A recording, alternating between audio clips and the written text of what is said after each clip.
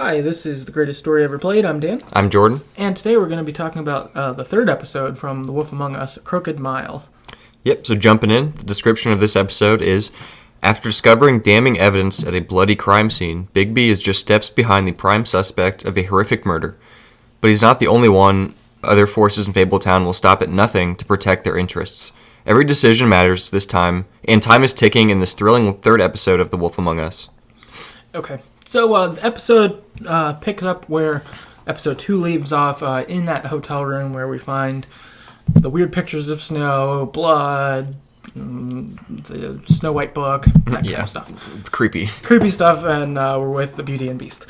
And we're understandably very, very angry, very Bigby.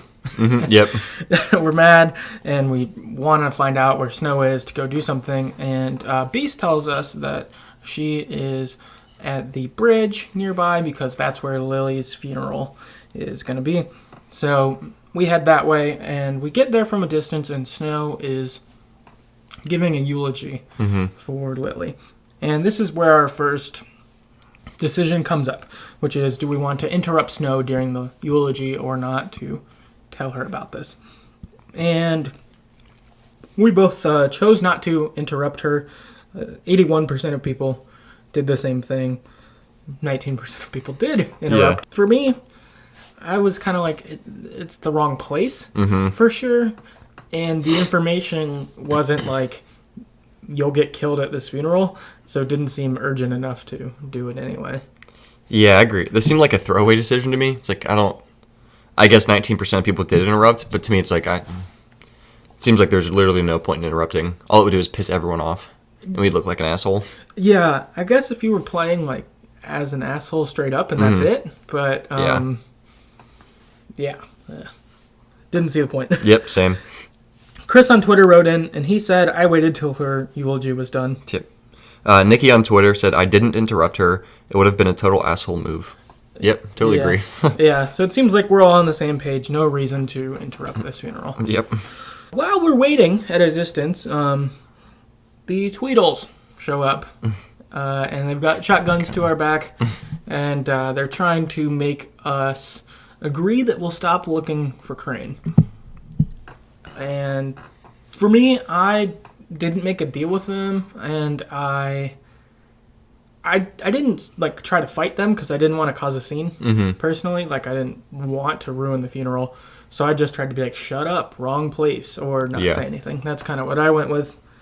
Did you do kind of the same? Yeah, I didn't make a deal, and I definitely wasn't in their face, but I definitely wasn't nice. You know, I guess there wasn't really an option to be nice to them, but Bigby doesn't have many of those. Yeah, I guess nicest was like not the right place. Yeah, which I think is what I said. But yeah, I definitely wasn't gonna make a deal. It's like, I don't care if this interrupts funeral. Not gonna fucking agree to that. Yeah. And have there been, so later in this episode we'll see different parts where we have options to make deals with varying people in Fabletown. Has that really come up in the first two episodes? I don't remember it coming up. I didn't think so either, because this one felt like the okay. Oh, I guess it did with Beauty, when she asked us not to tell Beast. Okay. Which I guess that's technically a deal, but you can break it if you want to. Yeah, and that one felt less to do with crime. Yeah. Whereas in this episode, there are ones that sort of show up that way, and it felt like it was testing the,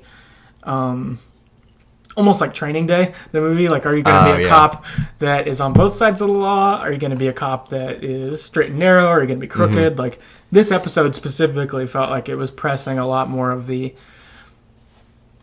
will you do stuff to benefit you or not kind of thing. That's a good point. I didn't really think about that. Yeah, which I found kind of interesting as it kind of went. But anyway, they try to make that deal, but Holly and Gren see that the Tweedles are there, and they were pissed that you're there, but then they were more pissed that they were there. And at least in my interaction with them, it felt like they weren't mad at me as much. At this point, yeah, probably not. Which was nice. It felt like being good to them the previous two episodes was sort of paying off. They weren't like, Bigby, leave. Yeah. What are you doing with these assholes? Instead, it was like, these assholes, what are they doing? And you were kind of like, hey, chill out. Yep. Unfortunately, it does not chill out. A shootout goes on. Holly and Gren both take their glamours off and are big and scary.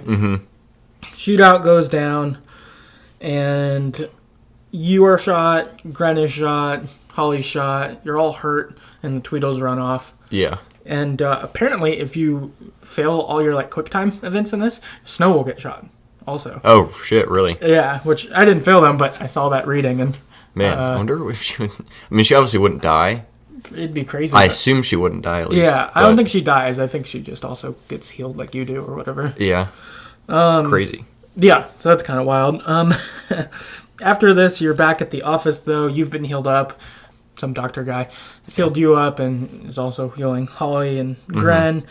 And you find the magic mirror is broken and that it's missing a piece because after Crane smashed it, he took a piece so you couldn't put it back together. Smart move. Yeah, agreed. For total asshole and douchebag, but good call by him. And you're trying to figure out what to do. Buffkin's kind of giving you information on the side, but he was like hiding and getting drunk while Crane was doing it. So he like saw everything, but was also drunk. And now he's hungover, so he doesn't remember everything. Yeah, kind of helpful. Yeah, and he seemed kind of scared too.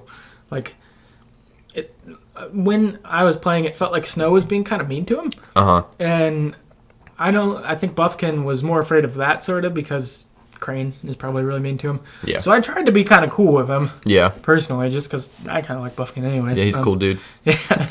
I'd drink a beer with him. Right, exactly. It's like, when this is over, Buffkin, we can drink a beer. So that's kind of going on. Then Bluebeard shows up and is being an idiot. Yeah. He's all angry and is like trying to take the investigation from you. He's like, "Who elected you? I'm Bluebeard. I'm going to go do stuff." And you're like, "Fuck out of here, man." Like, I should have killed him.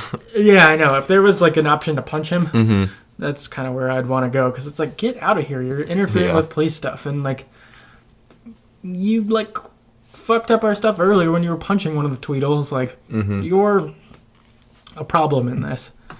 100%. Yeah. Not a good guy. Yeah. Difficult. Crane, or Buffkin mentions that he overhears that Crane was going to go to this black market witch at 2 a.m.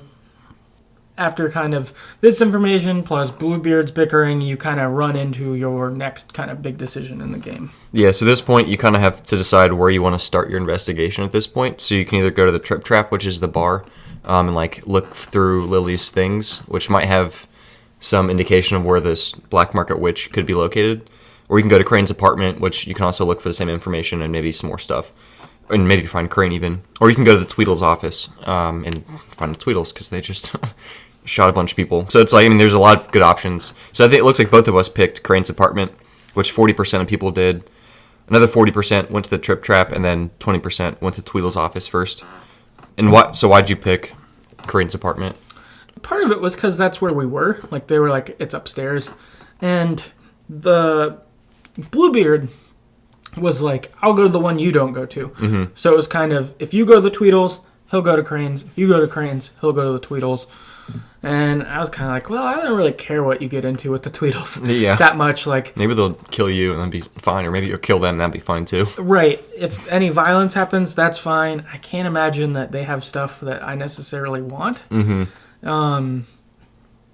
Or, you know, whatever. I was kind of less concerned he'd mess up the investigation there than if he went to Crane's, he probably could. So that was kind of my thought. That's exactly what I thought too. It was closer. Seems more damage could be done if he fucked up something. There's also that he was kind of acting shady. Like, it seemed like he was looking for something. Like, he was volunteering to go to Crane's and like wanted to do that. Yeah. And then Snow kind of called him on it, and then he's like, well, I'll do whatever you don't do. Yeah. So it seemed like we should go there first. And I figured it was probably at least sort of like the decision on when we had one like this, maybe in episode 1 or 2, where it was like, go to Prince Edward's or go to this place or go to that place. So I figured that we'd end up at maybe 2 of the 3 anyway. And so I was kind of like, well, we're here at Crane's. That seems to make sense, and along with the other stuff. He's also, at this point, the suspect for murder, so it makes sense to go to his place if he's there. Yeah. I think I kind of... when I made this decision, I think I sort of downplayed the Tweedles a little bit. Me too.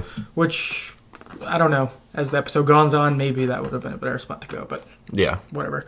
So I guess different people wrote in. So Daniel on Twitter, he said, it's been a while since I played this, but I think I went to the bar. Yeah, I'm going to go with Holly's Bar as my first location. And I think I almost did that because that's what Snow wanted us to do.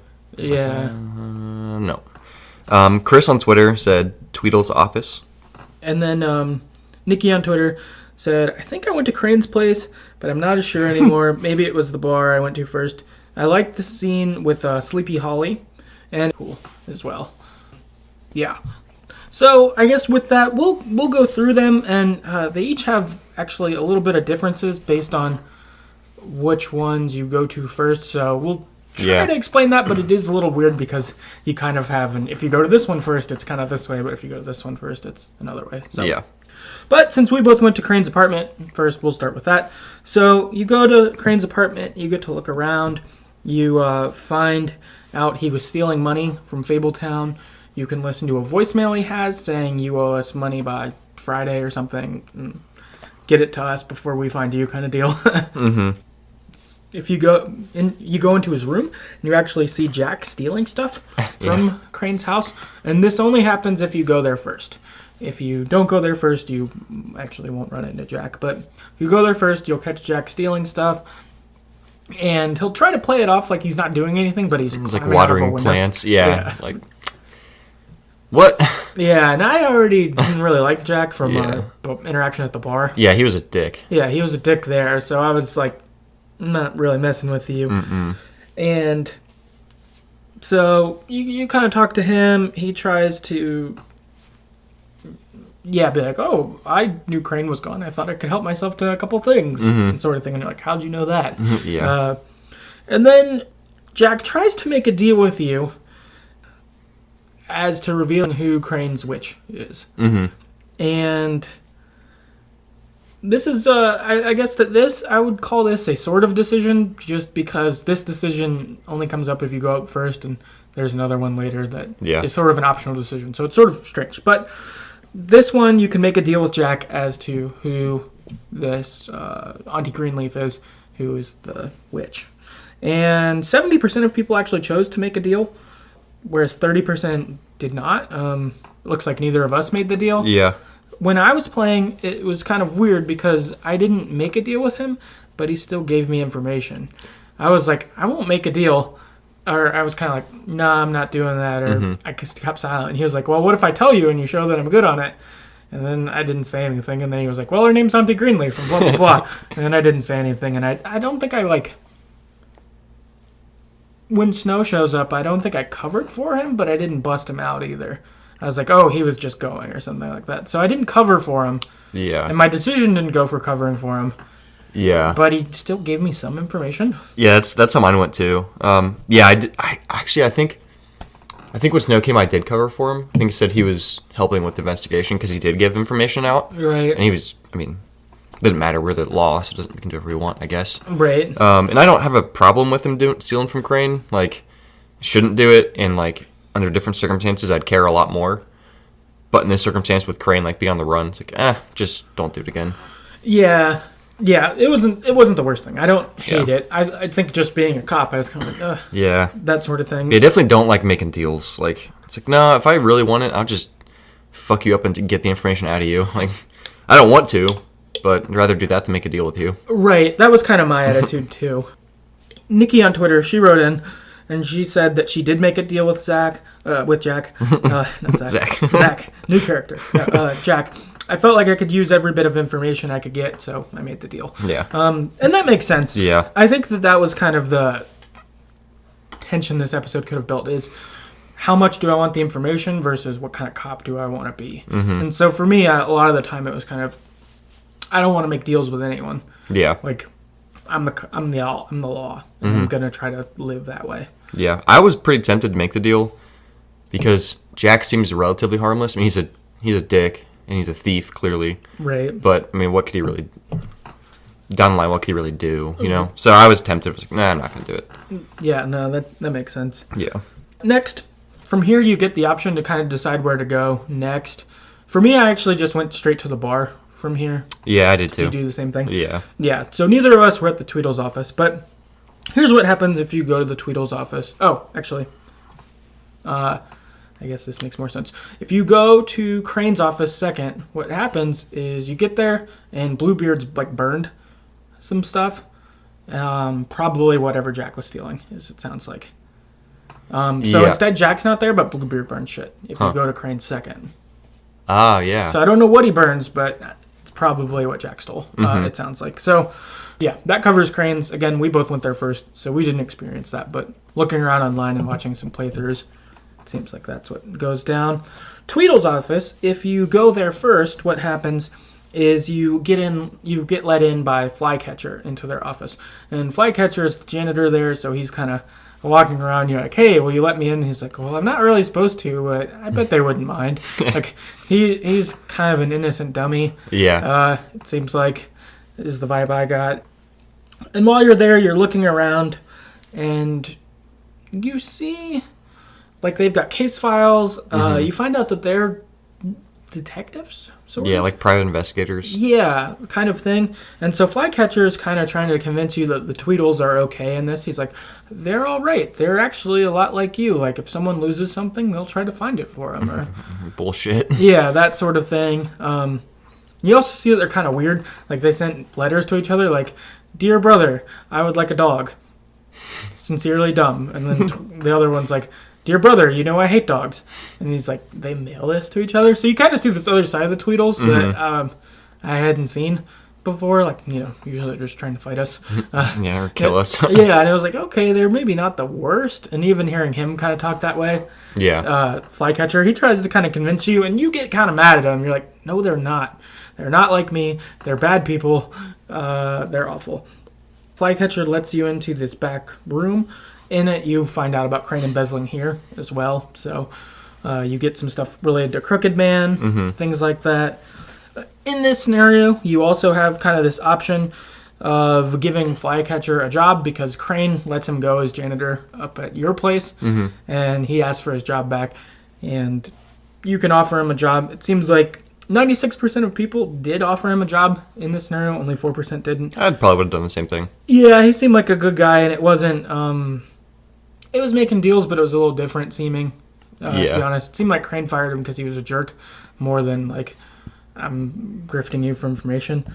So you have that. However, if you go to the Tweedles the second time, as your second thing, not first, instead, I guess Flycatcher's just beat up by someone. Oh. And, like, lying on the ground somewhere. Well, that sucks. Yeah, so I'd read about that. I couldn't find a playthrough of it, actually, that way, so I think a lot of people must have played similar to this. Yeah. But reading online, looks like you get there and he's, like, beat up, and you don't really get much more information.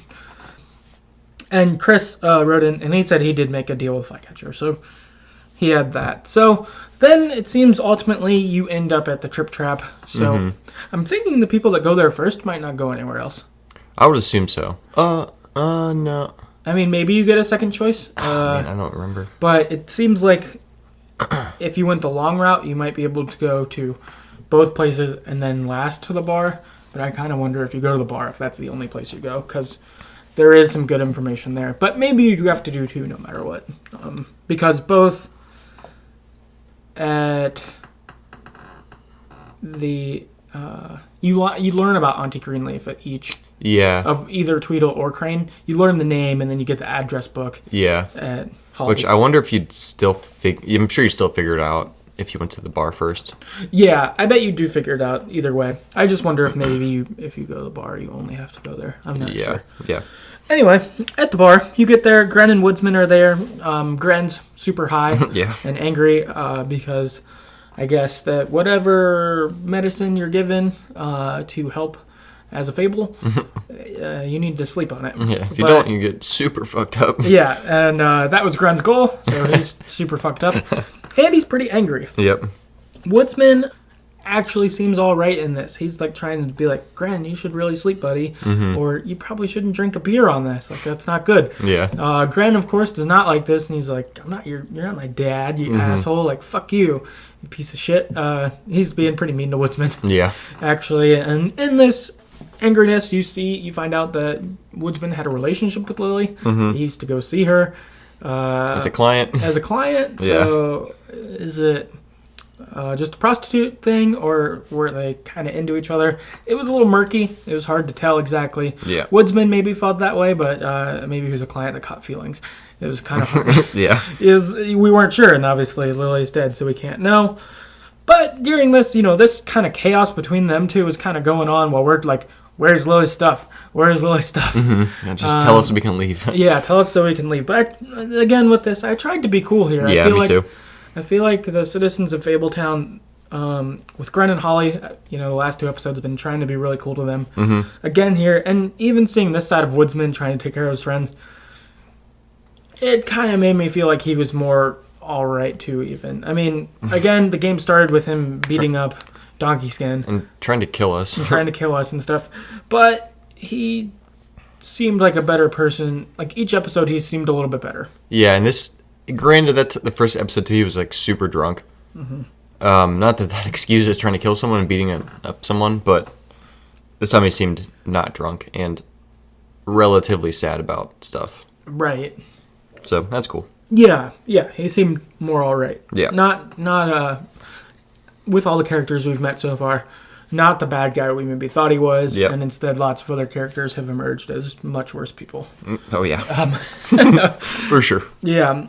After this, Woodsman ends up leaving because Gren kind of pisses him off and is mean to him. And Gren passes out, so you sneak into Holly's room while she's sleeping, and you get to look into Lily's stuff. And there's like an address book and various other things. As this is going on, Holly sleep talks at you, and you could choose to conversate with her or not. She thinks you're the woodsman. And she'll say things maybe about Lily or the woodsman or about Bigby. I just ignored her. I actually interacted with her. Did you? Yep. How did it go? Actually, really well. Okay. I forget exactly the string of questions, but she figures out you are Bigby. Because she's like, are you the woodsman? And then if you can be like, no, I'm Bigby. And she's like, oh, Bigby, do whatever you want. I would ask you to leave, but you won't anyway. And then she's not even pissed. She's just whatever. And then I forget how, but Lily comes up and you say you're trying to get justice for her. And she's like, thank you. That's good. And then I think she says something else and falls asleep. So it ends up being like, at worst neutral, and at best she's like comforted, kind of. Okay. With mine, she was saying stuff in there. It's like, I don't know if he knows what he's doing or things like that. But I just kept silent. Yeah. Hoping to get out, not get busted. The big thing that you find in there is Lily's address book has someone listed as AG. Auntie Greenleaf. You got an address. Cool. Boom. You meet up with Snow, and you head to Auntie Greenleaf's. You knock on the door, and you're let in by a small girl. And you look around at various things. The little girl's kind of like, oh, my mom's not here, and being polite but wants you to leave. As the longer you're there, the more she wants you to go. You look around. You end up finding a glamour tube, and the little girl's insistent you don't open it, but you do anyway. And the little girl is Auntie Greenleaf. Yeah. Makes sense.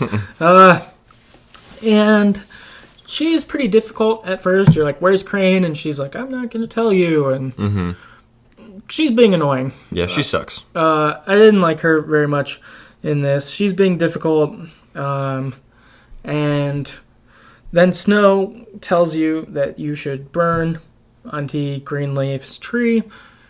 And so she starts to be a little bit more cooperative. And she's like, Yeah. okay, I'll tell you, I gave Crane this ring, but it doesn't work. So he's probably trying to use it at the pudding and pie to get those women to prove his innocence. But it won't work because the ring doesn't work because it's old or something like that. Yep.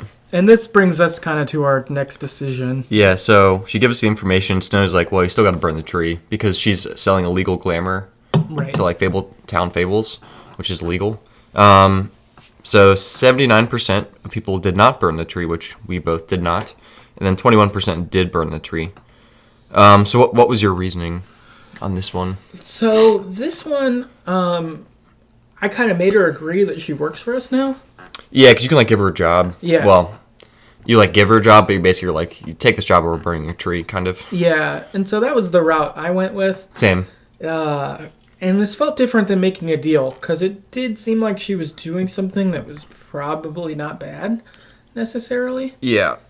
Or, I don't know, maybe sort of bad, but... Yeah. I guess for, like, a guy like Crane, it's a bad thing, but, like, Like if Toad could buy a glamour there, Yeah. that would probably be good for someone like Toad. Yeah. Since he complained to us previously about how the glamours are so expensive. Yeah, it seemed like the best solution all around because I agree that people should be able to have like cheap glamours, whatever. Like it shouldn't be super expensive. It sounds like there's a shortage of them. That's why the prices are so high. Right. And you add this other person into the workforce, the prices would lower and you have more. So it seems like good all around. Then her tree's not burned up. Like Right. seems just the best. Right, and you're getting her to work for you. Yeah. Which employing fables is a good thing. Like Yeah. employing fables is a legitimate thing. So it's not like hiring, I don't know, the Tweedles to do something for you, or or Jack or something. Yeah, like, this seems as an- real. Yeah, this seemed legitimate. Also, so- this wasn't really a deal. It was more of like we could just burn your tree. Like, we don't really get much out of this. You get something out of this. Like, it seems just fair, you know? No, yeah, it felt like more like a force deal. Like if you would have pushed back, then I'd be like, fine, I'm burning your tree. Tree's gone. Yeah. Yeah. But, yeah. So a lot of people did this.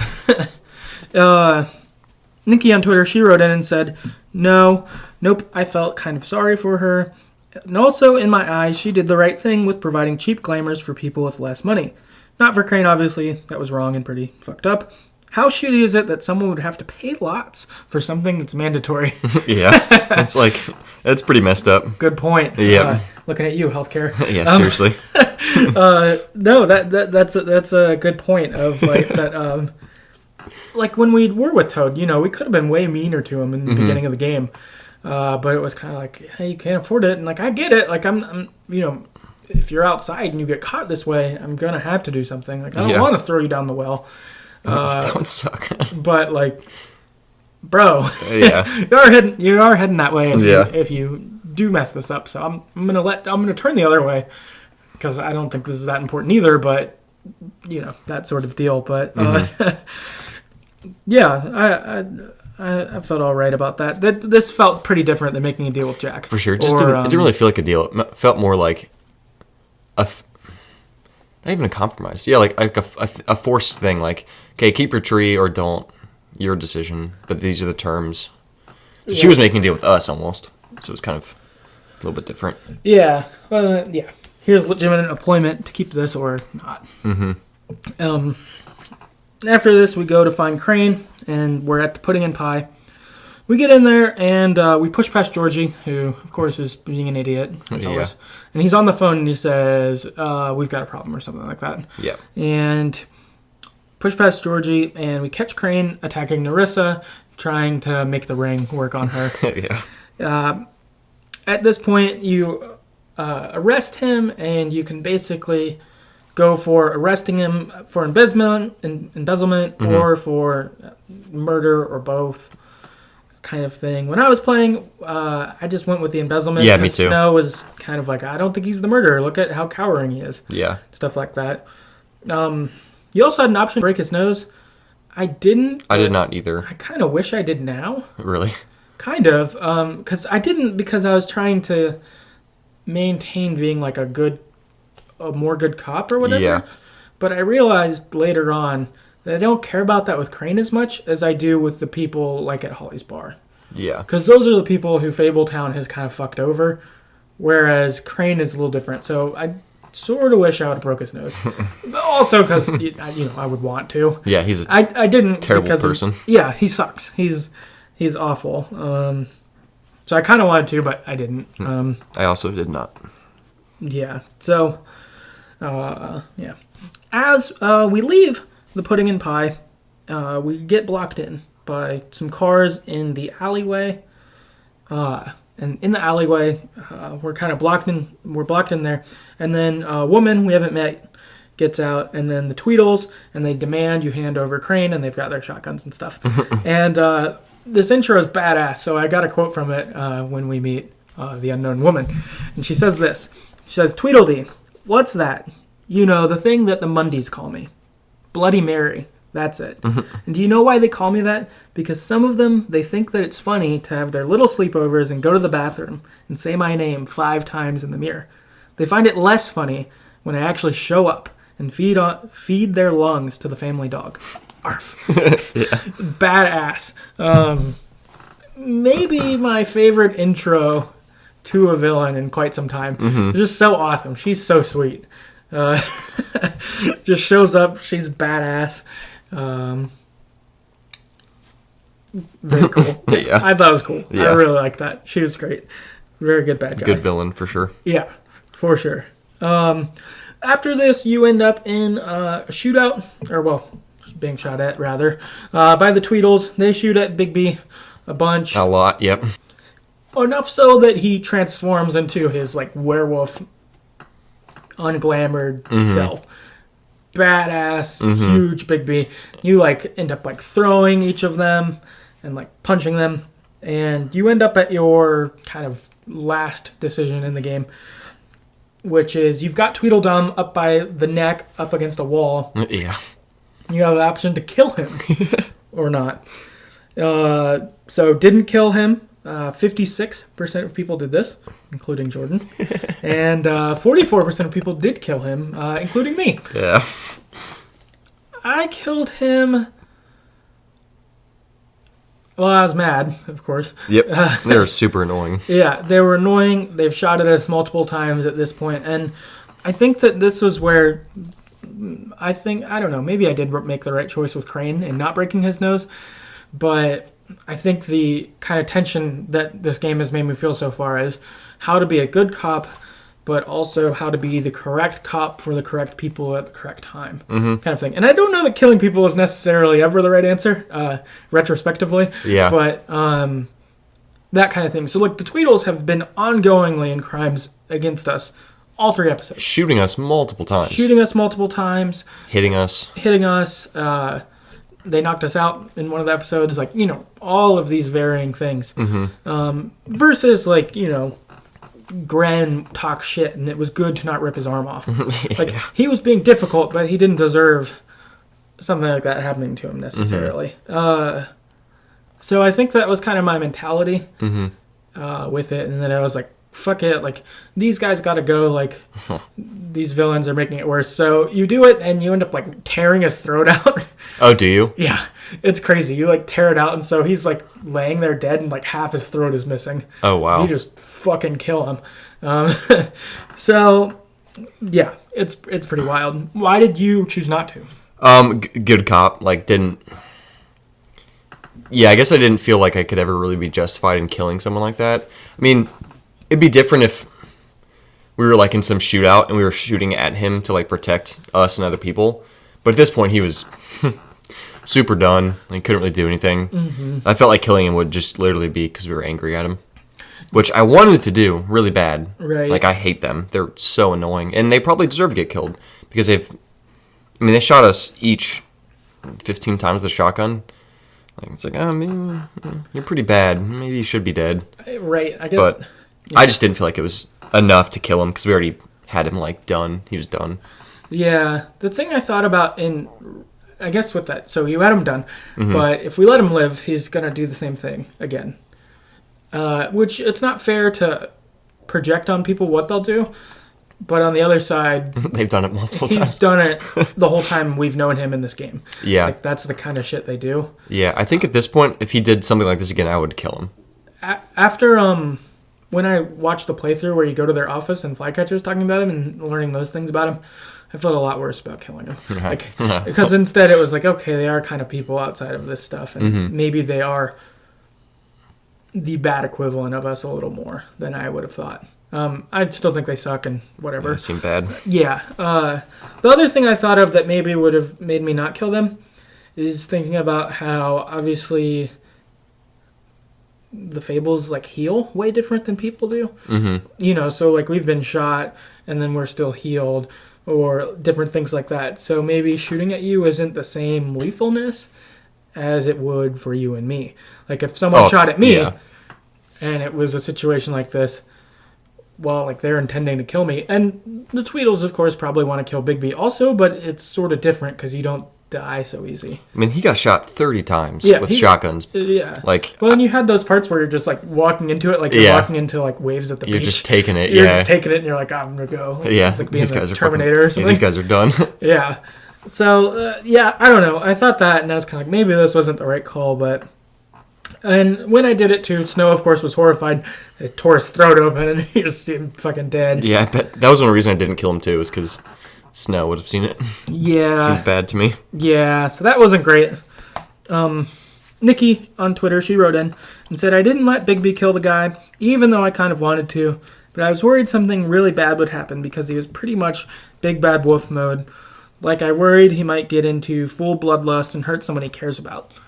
Which, that's an interesting thought. I didn't think about that, but, like, yeah, if we would have been in rage mode and we, like, hurt Snow somehow or something like that. Yeah. Or even, like, not that we care about him, but Crane, like, if it affected the case and we, like... Yeah, if we would have killed him on accident. Yeah, killed someone we weren't supposed to. Because that would definitely fit with, like, rage mode Bigby, so that you could have unintended hurt people. Absolutely. Chris on Twitter says, I killed him. So... Just like you. Yeah, he was like me, I guess. Yep. After this, Bloody Mary ends up shooting Bigby with a silver bullet, because we're werewolf mode, which of course fucks us up. Real bad. Yeah, we're on the ground. She's about to chop our head off with an axe, but Snow gives Crane up and is like, no, just take him. Please don't kill Bigby. And the Crooked Man from his car sees what's going on, and he waves Bloody Mary back. Signals kind of, yeah, take Crane and leave, whatever. So Bloody Mary stomps on your arm and breaks it. Real bad. Yeah, and see it pop out, the bone. It's nasty. And leaves. Oh, this was something I should have said during the episode, but something when the investigation part's going on, you go from place to place, it's really cool because you're fighting the clock. You see that where the time changes, so it's like 2 a.m. is when you're going to meet Auntie Greenleaf, and it's like 4 hours until 2 a.m., or... You know, and you see the countdown a couple times. I really like that. They did, you know, obviously you didn't see the clock like ticking along the whole time or whatever, but it did feel like you were racing against time kind of, and I thought they did that really well. Yeah, as a side point. Kind of makes the interaction at the bar like quick, like more anxiety causing. You know, like, all right, come on, Gren, stop. We need this stuff. Hurry up. Right. I don't want to be late. I don't want your bullshit. Yeah. Yeah. So I like that a lot. That was cool. One piece of general feedback we got was from Chris on Twitter. And he said, I don't know if someone answered your question about Georgie from episode 2, but it's an English nursery rhyme. Georgie, Porgy, pudding and pie, kissed the girls and made them cry. When the boys came out to play, Georgie, Porgy ran away. It's weird. Yeah. I'd never heard that rhyme, but I mean, you know, his strip club's called Pudding and Pie, all of that stuff. Like, it adds up. Yeah, it adds up. It's cool. Again, I feel like with this game, all the fables we don't know, I'm really glad that our listeners do know and are more familiar with. But it's cool. It again just adds to the detail in this game, I think, that, I don't know, increases its goodness or whatever, like learning what Glassum actually means and things like that. Like, yeah. It's awesome. Like, it's cool. They did a good job on this game. Yeah, I love this game. It's really fun. Yeah. Lots of suspense, too. Yeah, definitely. Yeah, I'm excited to see what happens once we're healed up. I guess also, we didn't mention this, but earlier in the game, too, the doctor mentions that, like, us being hurt, like, you might die. Like, you gotta slow down. Yeah, it's like, I didn't know I could die. Yeah. Yeah, so evidently, the fables aren't invincible, but they are quite strong. Yep, especially Bigby. Yeah, especially Bigby. Oh, fuck. This is also dumb that I didn't mention this. But Snow asks if we like going into rage mode at one point early in the episode. Like, if we enjoy that part of being a cop is that we can, like, fuck shit up. Thinking about that made me feel a little bit worse when I killed the Tweedle. It's like, yes, I do. Sometimes. It was like, I didn't like doing that. It needed done. Felt like it was right. Yeah, it kind of felt like it needed done. Because I guess really it's like Crooked Man. Like, I guess now that we know who he is, because he is perhaps not the murderer or whatever, but we know that he's most involved in crime of anyone. Yep. Seeing as that, like... He's the kingpin. Yeah, that Crane even, like, has to owe him money and is extorted by him. So it's really, like, anything bad going on, it seems Crooked Man has his hands in it, that the Tweedles are his lowest of henchmen, and then Bloody Mary is, like, a second in command or something like that. So it's like, all right, those are the real problems. Like, And I don't know, to help Fabletown, we need to do that, I guess. Yeah, I'm excited for the showdown with Bloody Mary too. That'll be cool if we get to kill her. Oh yeah, I Super know. down. Yeah, I would like that. I'm looking forward to seeing her more. She's such a badass that it'd be cool to see more of her. Yeah, but I guess that covers the episode. So if you have any thoughts on it, please email in at TheGreatestStoryEverPlayed@gmail.com. Find us on Facebook at facebook.com/TheGreatestStoryEverPlayed or on Twitter at StoryEverPod. Also, please rate and review this episode on iTunes or wherever you get your podcast and let people know about these games. And yeah, we will see you next time. Later.